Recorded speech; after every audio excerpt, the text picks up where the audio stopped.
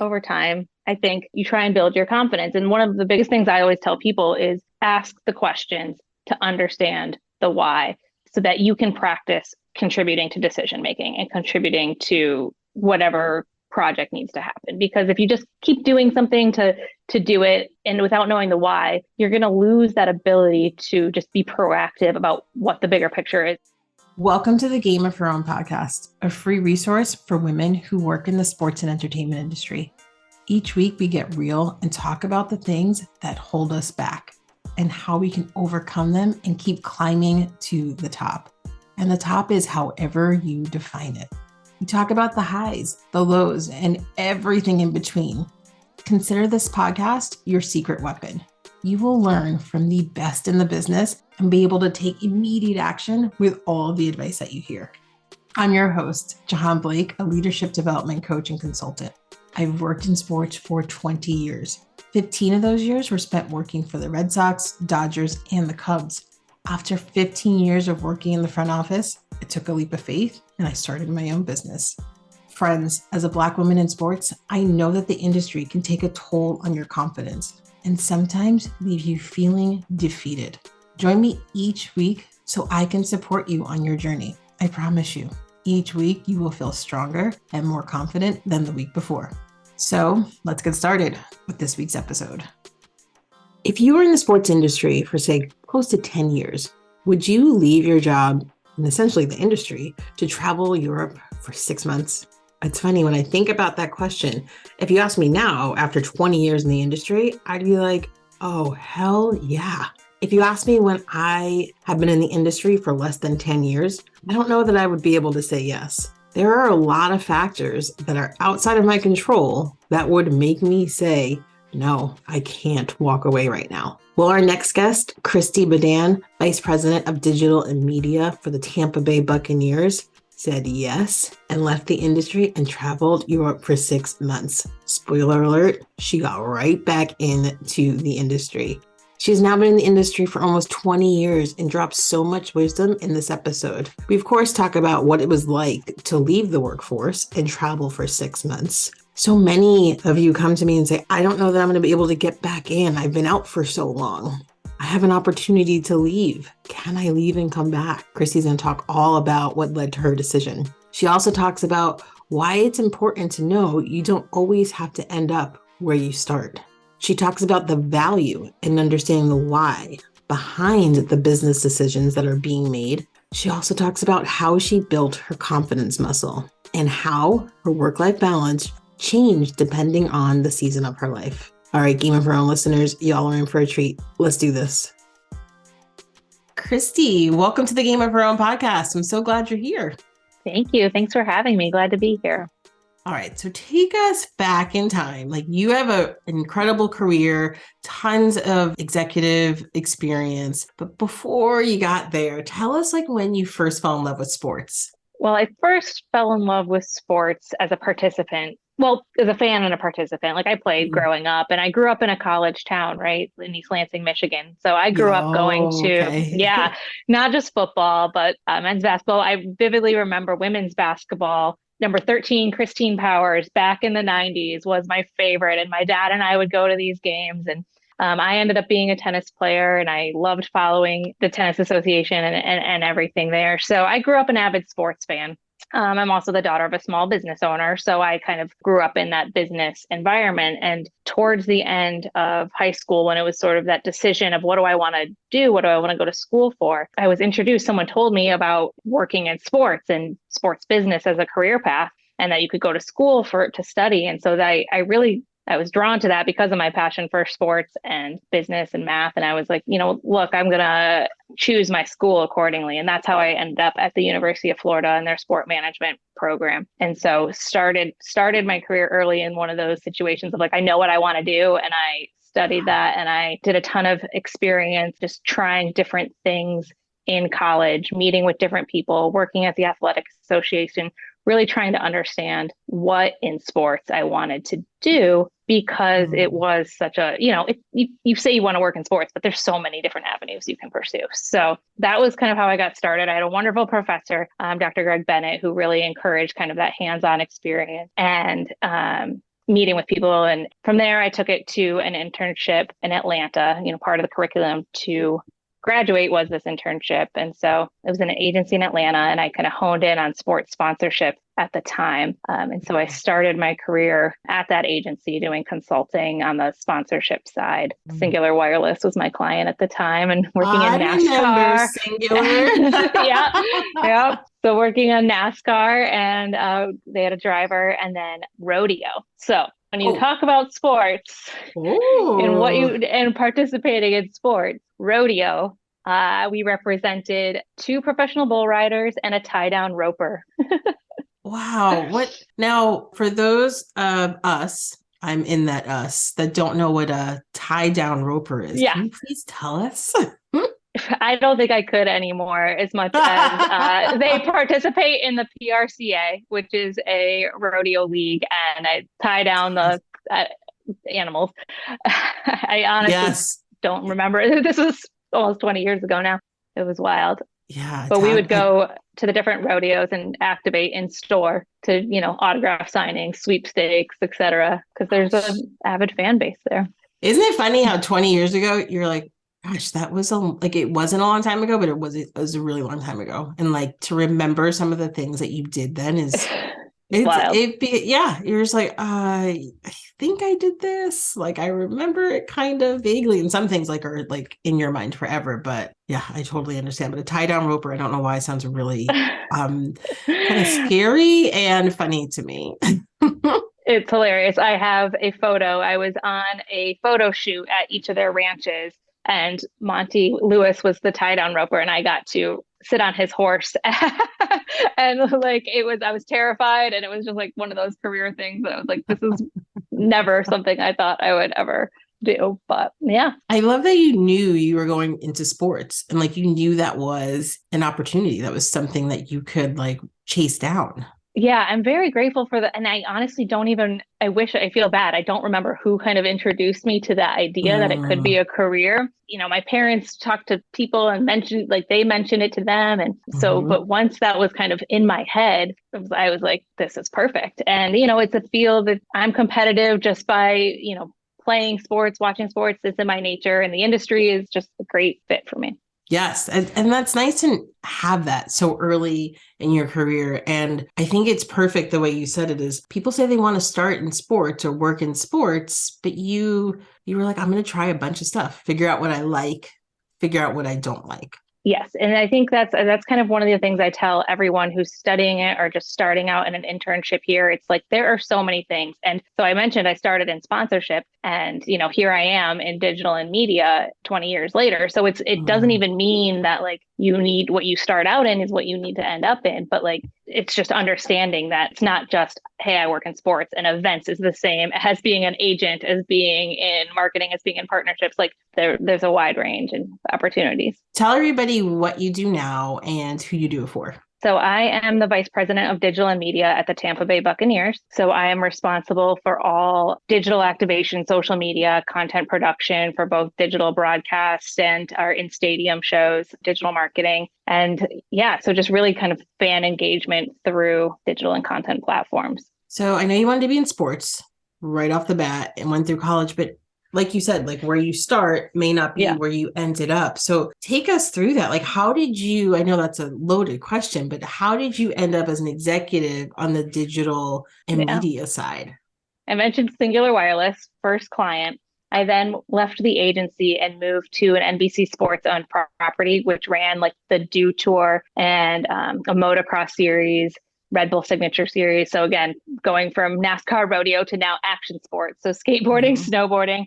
I started in partnerships there where me and a colleague kind of managed all of the sponsors of those properties. And he excelled at the event side. So I got to work on all the fulfillment of digital and broadcast benefits. And Verizon was also one of my clients. So again, in the media space. And so I worked on not only fulfilling media benefits for all of our sponsors, but really getting to understand the mobile technology business through Verizon. And this was all, back in 2007. And new media just started to really become a thing, right? Like I think when I went to school, there was no social media, there was no phones where you could consume content. Like that didn't exist. You didn't study it. But shortly after I did graduate, it started to develop. And as the person working in mobile and on like digital content, and I sort of raised my hand and said, "Hey, I want to help work on these other platforms." I was given that opportunity, and we were owned again by NBC Sports, so they were at the forefront of where things were going in technology. So I learned a ton from that team,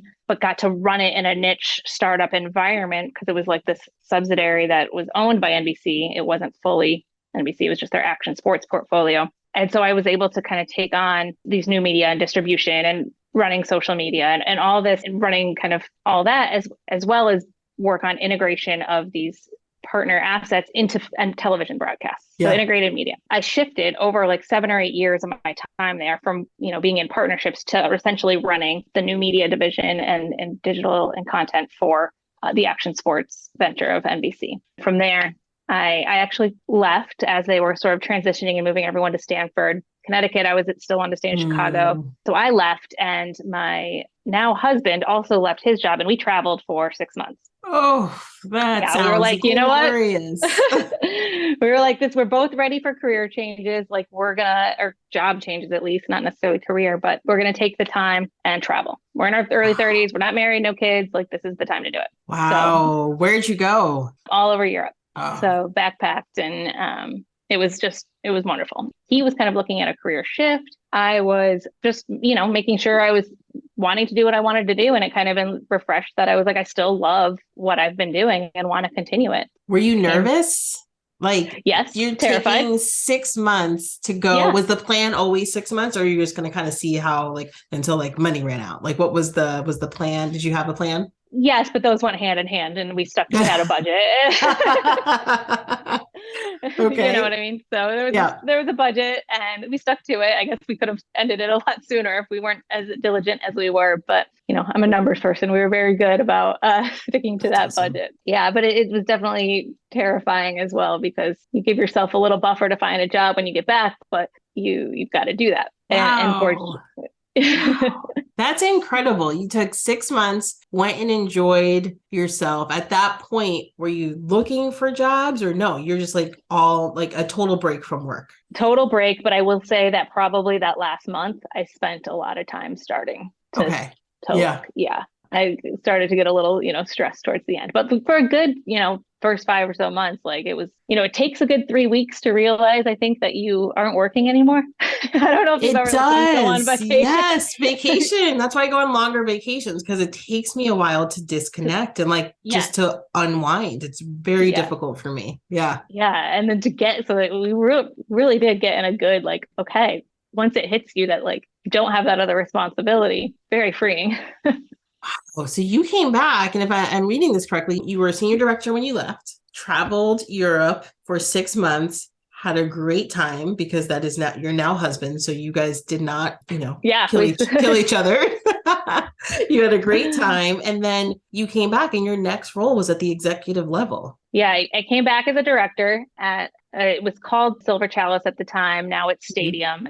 So again, another startup type environment, which seems to be kind of what I did quite a bit early in my career. This was in the cord cutting space, right? So it's all digital rights and partnerships distribution. It was a network that was essentially figuring out how to monetize in the digital space. And so it was everything from social media partnerships with Facebook and Twitter to drive revenue, as well as over the top platforms like Sling TV and YouTube TV and everything. And then to ad sales as well was a big chunk of our revenue. So yeah, I worked on the partnerships there, did grow over my time to not just distribution partnerships, but also marketing. And then at the end of my time there is when I got the call for the Bucks. Wow. All right. So a lot of people I talk to say, I'm afraid to leave a toxic job because I don't know how to explain the gap in my resume. I'm afraid to go do something for myself, travel Europe, because I don't know how to explain the gap in my resume. Were you worried about that? And how did you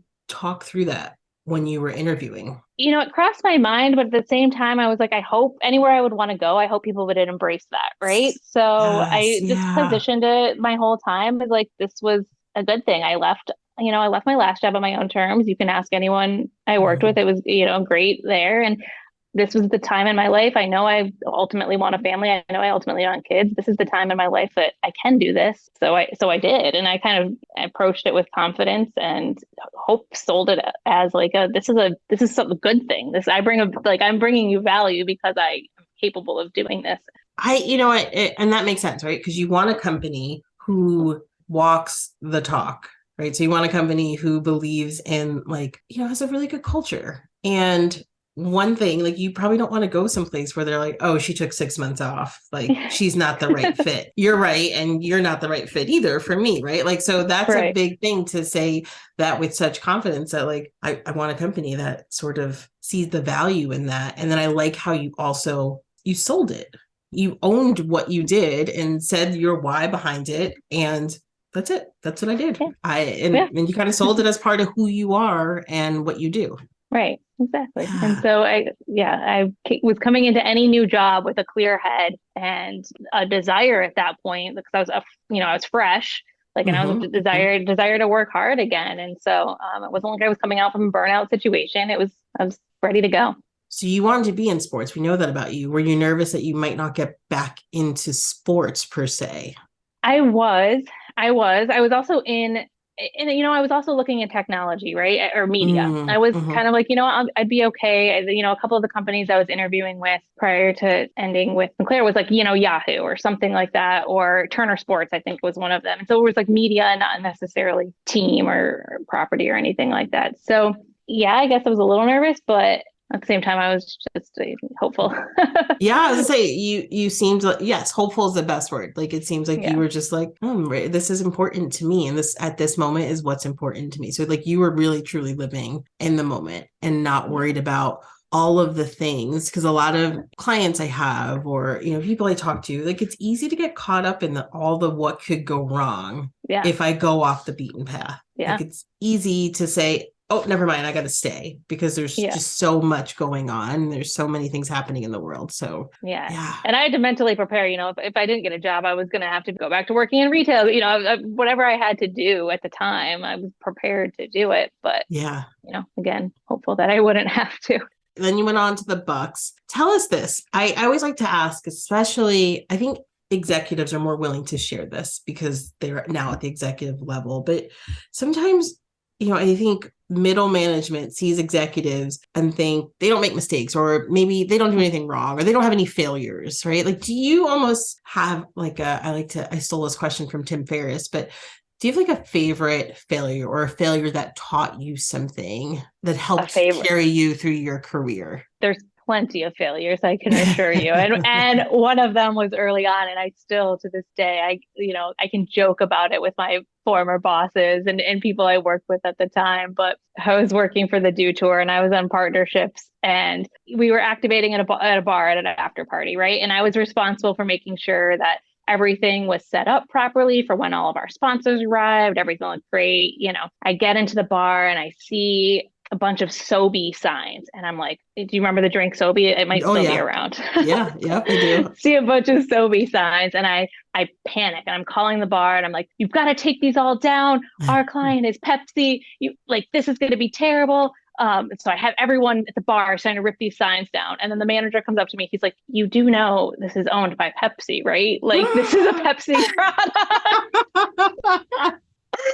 And I am in a panic, right? And I just remember bursting into tears and it was just, it sounds silly now, but there's so many of those things where you're just doing something wrong but you're learning from it, right? I now learned, hey, brands have multiple products that you should maybe check into that before you decide that it's not appropriate. That's hard because at you took initiative, right? Yeah, right. You were this isn't going to work, and you had you were problem solving.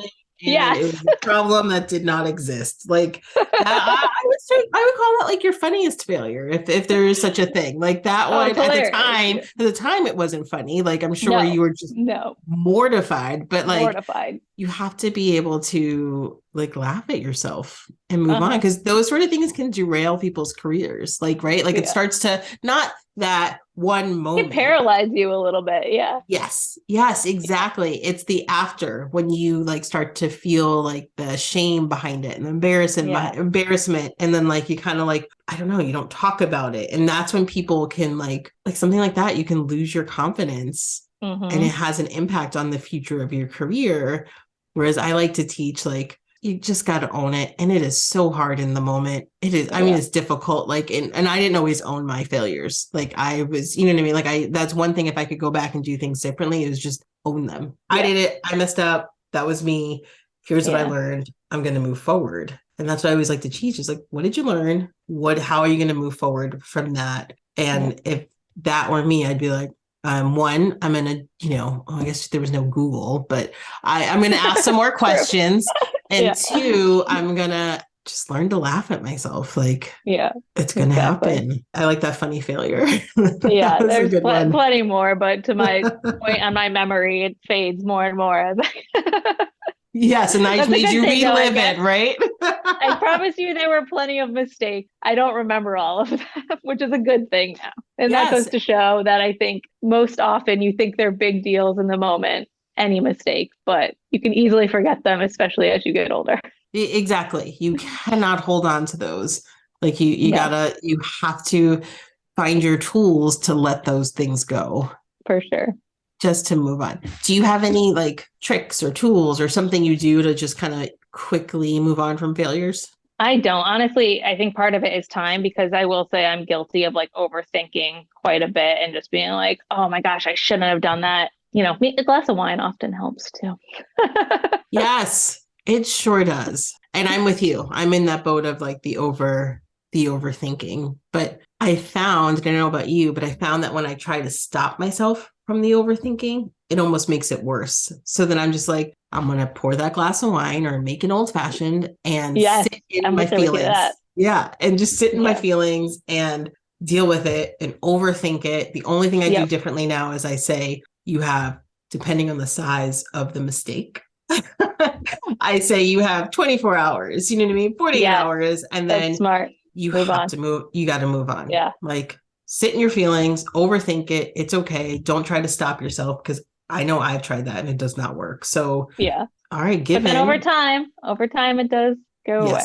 Yeah. I had one podcast guest, her thing was journaling, and that helped her. Like it just helped her like just get it out of her head. The overthinking is swirling around in your head, and it would help her. I don't know if she did it with a glass of wine, but I imagine she did for sure. Some of the toughest conversations we have are the ones that we have with ourselves. We can convince ourselves to believe stories that we don't even know are true. What's crazy is we allow that story to take a toll on our confidence. Have you been there before? I know that I have. We get in our heads. We beat ourselves up. Here's some tough love. Nobody's got time for that. We are high achieving women who have big career goals. We don't have time to get in our own way. And I am here to support you with my new one-on-one coaching program, Step Into Your Power and Own Your Career. My clients have told me that when we work together, I've helped them get out of their own way, regain their confidence, learn how to manage their emotion and mindset. They've told me that they've been able to get their voice back and use it with confidence. The most important thing, they've told me that we've identified the obstacle that was getting in their way. If you want to learn more about this program, scroll down in the show notes, click on the link that says Step Into Your Power and Own Your Career. You can set up time to chat with me, and we can figure out if this is the right program for what you need. All right, let's get back to the episode. So you've been in this industry for over 20 months, right? Is that correct? Or over 20 years. Did I just say 20 months? Yeah, that's okay. Yeah. I was trying to think. I mean, almost 20 when you count when I graduate, but yeah.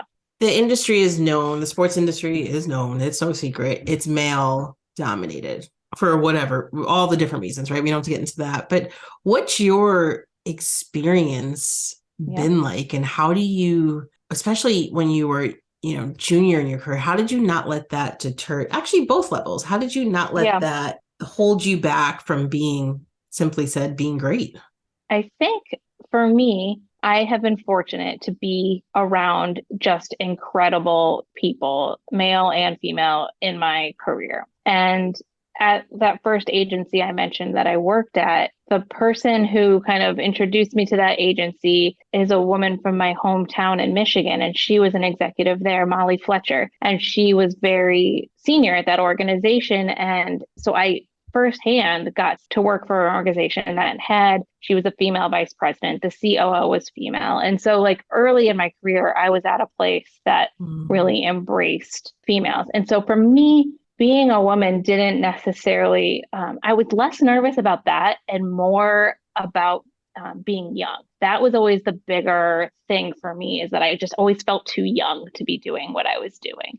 And so that was more of what I had to get over. I was used to, shortly after I left the agency, I did go to another company that was a lot, way more male, but they were wonderful people who I never treated me any differently, looked at, respected my opinion and just helped me learn and grow throughout my career. So like, I would definitely be in meetings and situations where I was the only female, but I never felt it so much.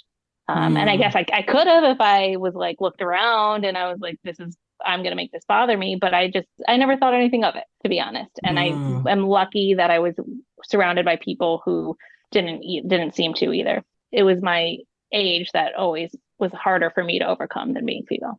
And what did you do to kind of overcome that age factor? I feel like I'm still overcoming it, even though I'm old, but it's just kind of getting reps, right? Like it's just practice that like I practice speaking to people, practice speaking in meetings, talking up. That was ask questions. I think a lot of it was like, I want to be a smart person in this room. So just making sure I was asking questions to understand topics and how I could contribute. But there's plenty of times where I would come home from a meeting or something and be like, oh, I was so soft spoken, or I was so quiet. And I'm just like so frustrated that I did that and wish I had spoken a little louder, stuff like that. But I see a theme with you. Like you recognize like what you did. Right. It's not like you have like this, like, like workbook that you take out and you fill it out and you like talk about like what you did wrong. But like in your head, you're just like, man, I wish I spoke up more. Man, I didn't do what I said I was going to do. And you knew why, like you owned the why behind it, which was like like you felt like you were too young to speak up or to ask the questions, or am I getting that right?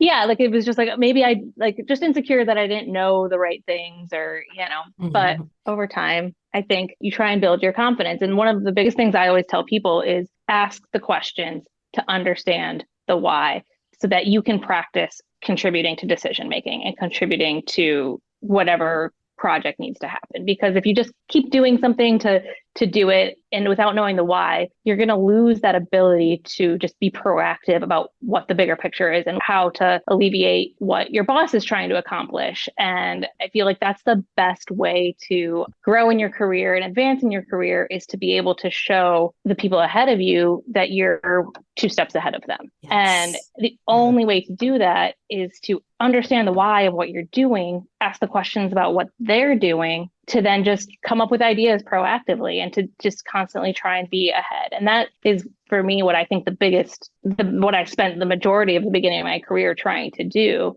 is just really learn the business. And like I said, I was fortunate to work with wonderful people who would sit and answer my questions and not dismiss me when I asked them. And that, then that helped me build my confidence in that, okay, I think I'm on the right path of what you're trying to accomplish. Let me suggest this, So yeah. Yes, I love that. Just asking, I mean, simply said, just really asking questions. And I always love, like, I always talk about starting with why, but like understanding the why. And understanding the why. Yeah. Because if you don't, then what are your decisions based off right. of, right? What are your recommendations based off of if you don't truly understand the why? Right. And never settle for like the whys. Like I'm constantly trying to find out how to be better. And, it could just be like the why is, this is what it is. This is why our website is performing how it is. But how do you like really just try and find another avenue to dig into on how to push even further or grow even further? No, but that makes total sense.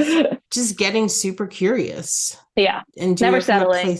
Never settling, being curious and doing it from a place of learning, not judgment, not Yeah. this program is wrong or this website is horrible. And like, I'm going to go ask a bunch of questions to like figure out the problem. And like, you know what I Right, mean? Like, right. it's more of like, just do from a place of learning, not Yes. judgment, which is, I will say for me, like that sometimes that can be difficult, right? Yeah. Yeah, for Yeah. sure. And especially early in your career, because you are going to be tasked like with things that are just monotonous and, things that, I remember my first job or my first internship, you're just like shipping packages all day. And it's like, how is this going Yes, to get me same. anywhere? I'm just shipping. Oh, okay. I'm shipping for a sweepstakes. Oh, why are we doing a sweepstakes? Oh, because of data collection. Well, what does the data collection do? Like just Yes. making sure you're really digging in. Yes. And not being afraid to ask the question. And if you ask it to the person who doesn't want to be helpful, there's Hmm. someone out there that does. So keep Yeah. asking the question. Don't let the first person that turns you down or just kind of gives you like a blah answer and won't fill your curiosity. Like just keep on asking people, Yeah. right? Like keep on going because someone's going to want to help. And if not, maybe, just maybe you might not be in a place that has the culture that you want. Maybe you're not in the right place. That's right. Yeah, Yeah. exactly. And that's a big thing for people too to realize. Not every place is going to be for everyone. And I Mhm. think that's just such a important thing to understand too. Like every job is going to have its own nuances, right? And it's up to you to control what makes you happy, right? Not your job, Mhm. not your Mhm. employer. It's up to Yes. you. And Yeah. so you can do everything that's in your control. And at some point you have to decide, is this right for me or is this not? Yeah, absolutely. And that, I guess, leads me to my next question. Thinking about it could be called a couple of things: work-life balance. Some people don't think that's a thing. Some people call it harmony, like work-life harmony. Like what in terms of like making that work for you, is that something that's been important to you in your different jobs? Yes, and I will say that, but different ways at different times, right? In my career. Yes. Like, and I will say that in hindsight now, I worked a ton in my 20s, right? Like, part of why I was able to grow so fast is because I invested, like, I spent my 20s dedicated almost fully to my career, right? Like, many long hours, putting in the time, but I loved it and I wanted to grow. And then I mentioned I took that break and that was important, but that was after many years. So my balance wasn't necessarily okay. In a 40-hour work week, my balance is going to be that I'm only working X number of hours a day, right? Like that wasn't how it was in my 20s at all. It was, I'm going to work a lot, but okay, then I'm going to take a vacation here or there, or I'm going to take 6 months off. As I've gotten older, I'm in a place like I've had to navigate a place where it's like, okay, how can I do my job and be a parent and be a wife and be a friend, like, so I've had to learn how to do my job in probably fewer hours than I was able to do in my 20s, right? And so the Mhm. balance that has been hugely important to me and a priority to be in a place where I am able to do that because I wouldn't have it any other way right now. So I guess a long-winded way of saying that, like, I feel like I had less balance so in my Yeah. 20s to be able to get to a place where I have the flexibility for a little more balance now. Yeah, that makes total sense. And it just makes me think of some people that I've worked with who have been worried about work-life balance, but they're okay with the what you did, right? They're like, well, right now I'm fine, but I'm worried that this is going to be expected of me for my entire career. Well, that's so hard to predict, right? Like if You you are can't happy predict right it. now, yeah, exactly, right? You don't know what's Yeah. coming next. And I was like you, like that's all I did. I Yeah. loved working all the time. I loved being around my colleagues. I was very fortunate that I had a great work environment and I Yeah. adored it. And then all of a sudden I'm like, huh, I didn't choose, to have kids. And I still was like, I want to slow down. Like for no other reason than that's what my body is like. That's what I Yeah. feel.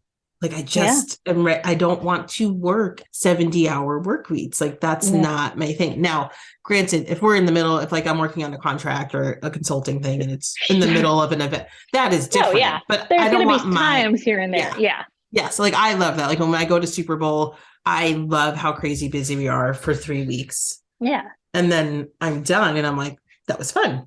I got my fix for the year. Yes. Maybe I have my one lack more. of sleep Yep. for the year.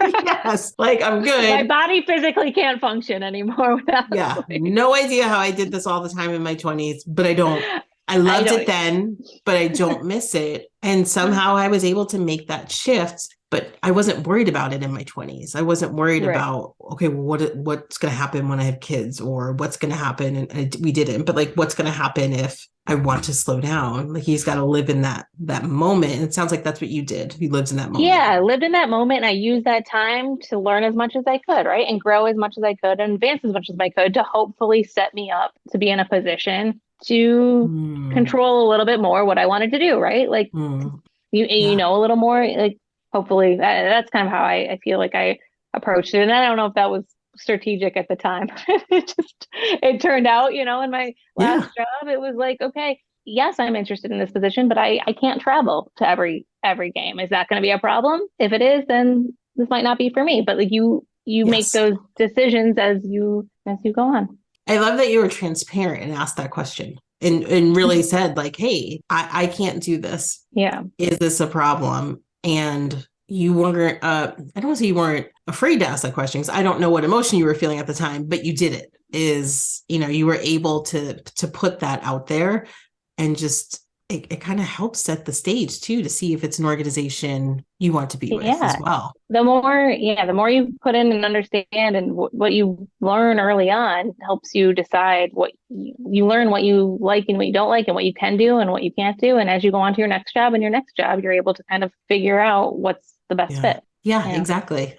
Yeah. As I look back, I feel like I'm reflecting during this episode, but like, as I look back, I'm like, yeah, it feels good to be where I am now in terms of how much I work, when I work, and like my control over my schedule, right? I'm lucky to be an entrepreneur in that sense. I'm not dependent on a team unless I'm working, a contract again. Yeah. But like for the most part, I'm not dependent on a team, and it feels really good. But I have to imagine your experience leading up to that and the hours you put in have set you up to be in this position. 100%. 100%. And I always had the entrepreneur bug, but I never knew it would look like what it is today. And I just knew I just wanted to work, and I loved working, and I networked my, butt off. Like it just, and networking, I don't know about you, but networking just came natural to me. I am not like as good in like introducing myself, but once I'm like in a conversation, that is more natural. And then I'm good at maintaining like relationships, but I'm not like great in like hey, let's go to a happy hour and I'm just going to try and meet people on my own. That was always hard for me. Yeah. That is very difficult for me. I do it, but I have to like the next day I have like the vulnerability hangover. Yeah. I'm like, oh, that was a lot. But the nurturing the relationships is my favorite part. Like once I meet you, you cannot get rid of me. Like I consider everybody a friend. Like if I'm in Tampa, I'm in it, like, and I'm at a game, I'm definitely going to email you and be like, hey, like my husband's a huge Bucks fan. So like that is not too out of, it's not too out of the realm that like we would come on down. And I heard you say old fashioned. We're going to have old fashioned. See? Yes. And like, yes. Right. But like, I would never have thought, like, if I didn't have this episode with you, I would never be like, oh, let me go introduce myself, like a female executive. And like, it would be that if I did it, that would be a lot of energy that I would have to use to do that. Cause it's networking is hard, but the nurturing part is my favorite. Sounds like it's your favorite. And then it really pays off. And we don't do it. I should say, I know that I don't do it for that reason. I'm sure you're the same, but like, it really pays off in the end. Like when you nurture relationships. Well, for sure. And I mean, I didn't mention it earlier, not for any reason, but the person who called me about this job here at the Bucks was my boss 3 jobs prior, right? So it really is the people that you interact with and work with, and whether they're your boss or a colleague or a client, like building those relationships, being nice to people. And that was always one of the things that I just like harped on, was like, these could be your clients, but you never know when your client's going to be hiring. And, you should treat everyone as if they're like your partner, at all levels, and how you would approach a partnership at any levels. Yes, likewise. And networking is huge. And I love that he was from 3 jobs. Yeah. And you just never know. Are you ready for rapid fire questions. We will see. We will see.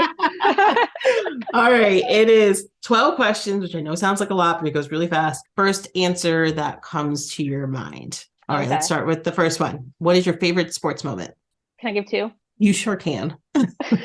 Bucks winning the Super Bowl, high school state championship, tennis from back in high school for me. Those two. All right. All right. Both really good ones. And did you play? So you played tennis? Yes. Yes. Doubles. All right. Oh. Yeah. I liked it better than singles. Yep. What is something people always get wrong about you? I don't know. I have to pass. I don't have an answer. I love that one. Pass, like Family Feud. All right. What is one food you wouldn't want to give up? Oh, French fries. Same. Are you a morning or a night person? Morning now. Yeah.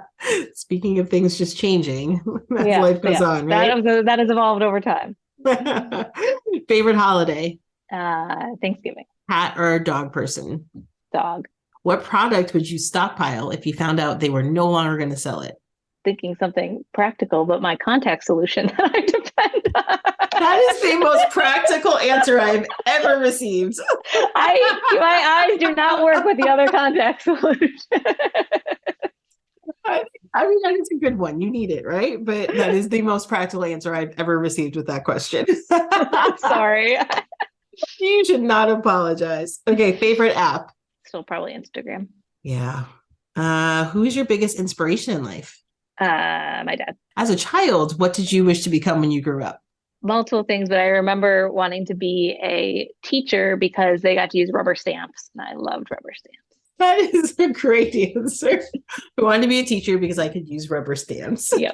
So I was very ready to stamp everyone's homework, but then I realized I would never be able to.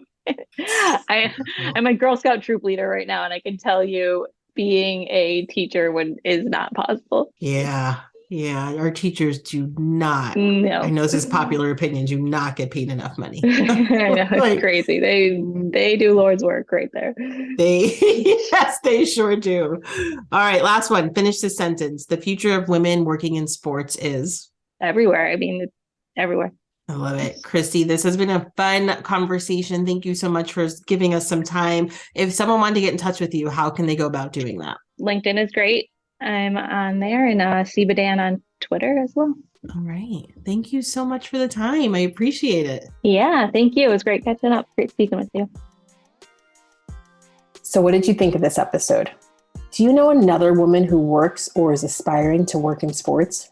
Would you do me a favor and share this with them? It would mean so much if together we could support and inspire other women on their journey. And let's stay connected. I love meeting and talking to new people. Follow me on Instagram at Jahaan Blake and join the free Game of Her Own community by visiting jahaanblake.com. I can't wait to meet you.